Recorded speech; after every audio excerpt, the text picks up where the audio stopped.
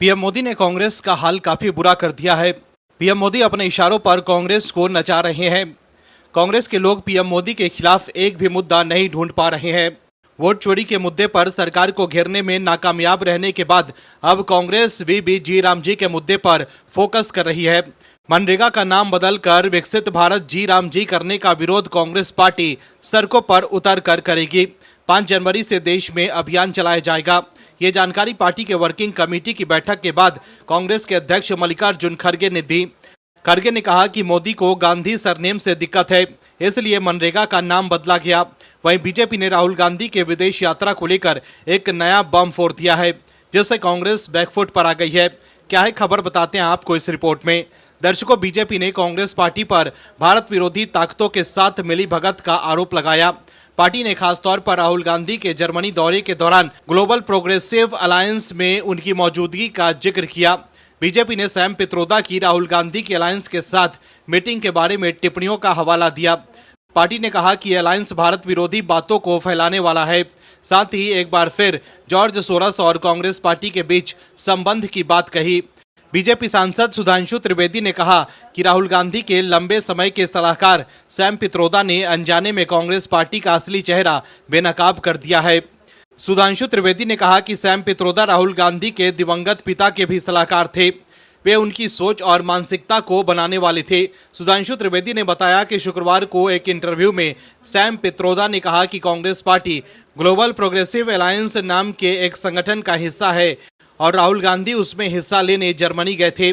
सुधांशु त्रिवेदी ने आरोप लगाया कि ये अलायंस एक ऐसे संगठन से जुड़ा है जो कई ऐसे संगठनों के नेटवर्क का हिस्सा है जो भारत विरोधी है और भारत विरोधी बातें फैलाते हैं। इसके अलावा बीजेपी सांसद सुधांशु त्रिवेदी ने कहा कि जब सैम पित्रोदा से ग्लोबल प्रोग्रेसिव अलायंस और कांग्रेस के बीच कनेक्शन के बारे में पूछा जाता है तो वो खुद बताते हैं कि राहुल गांधी इसके प्रेसिडेंट में हैं और सैम पित्रोदा एक सदस्य हैं। उन्होंने कहा कि सैम पित्रोदा के बयान के बाद मैं कांग्रेस पार्टी से पूछना चाहता हूं, क्या वे भारत विरोधी वैश्विक ताकतों के नापाक गठजोड़ का हिस्सा बन गए हैं।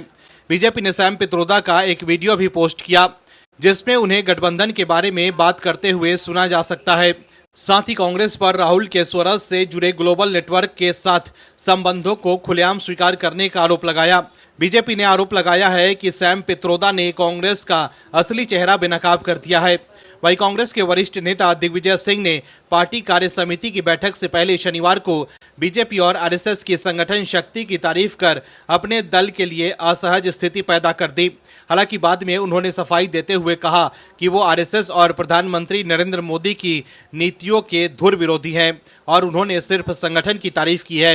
लेकिन बीजेपी ने दिग्विजय सिंह के इस बयान को लपक लिया और कांग्रेस और राहुल गांधी को आईना दिखाया। दिग्विजय सिंह के इस ट्वीट पर बीजेपी सांसद सुधांशु त्रिवेदी ने कहा कि ये कांग्रेस पार्टी का आंतरिक मामला है, इसमें कुछ खास महत्वपूर्ण नहीं है। दिग्विजय सिंह ने राहुल गांधी की समझ पर सवाल उठाया है।